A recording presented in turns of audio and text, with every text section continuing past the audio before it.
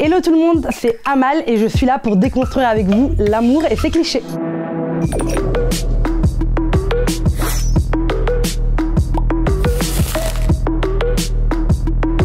Ça commence par du cul, ça commence par un truc plus léger, c'est pas pour ça que la relation ne va pas être sérieuse.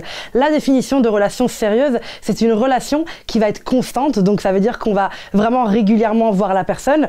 T'es pas sportive parce que tu vas au sport une fois par semaine, t'es pas en couple si tu vois la personne une fois par mois. C'est important de commencer la relation parce que tu veux un verre, un resto, un rapport, peu importe, c'est toi qui dois te sentir à l'aise, la personne aussi, mais ça ne détermine absolument pas que la relation soit sérieuse ou pas. En fait, on pense que c'est que du sexe, mais c'est déjà beaucoup de partager ça avec quelqu'un. C'est vraiment pas un truc de « Ah ben là je m'y attends pas, donc l'amour va me tomber dessus ». C'est vraiment une question de travail sur soi. Je te donne un exemple. Tu rencontres quelqu'un à un certain moment dans ta vie, tu vas pas du tout le percevoir comme dans un autre moment de ta vie, parce que c'est aussi un travail personnel. Les relations, l'amour, c'est pas que pour l'autre. Est-ce que je suis prête ou prêt à rencontrer quelqu'un et pas uniquement est-ce que l'amour me tombe dessus? C'est pas un cadeau ou un truc comme ça, c'est vraiment une question de toi. Est-ce que tu as envie d'être avec quelqu'un? La passion n'est pas l'ingrédient secret qui va vraiment t'apporter que du bonheur dans ton couple. Ferme les yeux et pense à une série ou un film qui t'a marqué qui parle d'amour. Et bien généralement c'est très passionnel, c'est très fusionnel entre les protagonistes et du coup dans la vraie vie on cherche ça aussi. C'est juste que dans la vraie vie il y a nos traumas, nos blocages, nos peurs, donc on peut pas toujours se fier à cette passion qui est selon la société nécessaire. Et du coup on se lance dans la relation avec passion.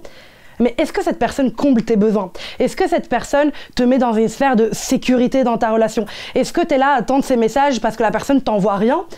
Tu appelles ça de la passion, moi j'appelle ça de l'insécurité. Tu es tout le temps dans le contrôle, est-ce qu'il pense à moi? Est-ce qu'elle veut bien de moi? Est-ce qu'il m'aime? Est-ce qu'elle m'aime? Du coup la passion c'est ça, c'est ce côté très puissant, très intense, mais qui en fait n'apporte pas grand chose au début de relation. La passion elle se construit en fait.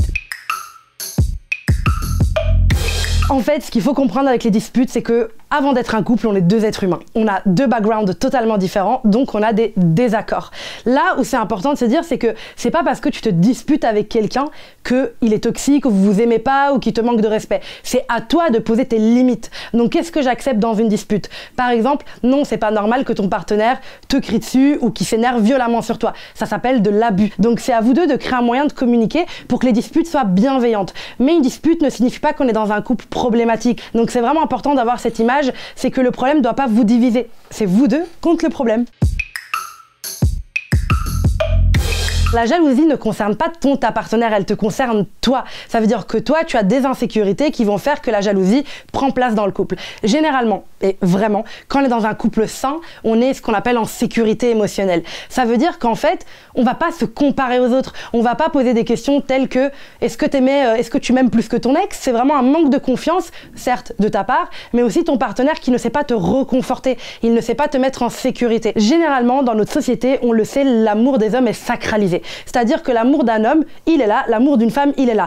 Les hommes, ça aime très difficilement, alors que les femmes, ça tombe amoureuse tout le temps. Fais un travail d'abord sur toi pour ne pas rechercher cette position-là. Tout ce qui est important, c'est que le couple soit sain.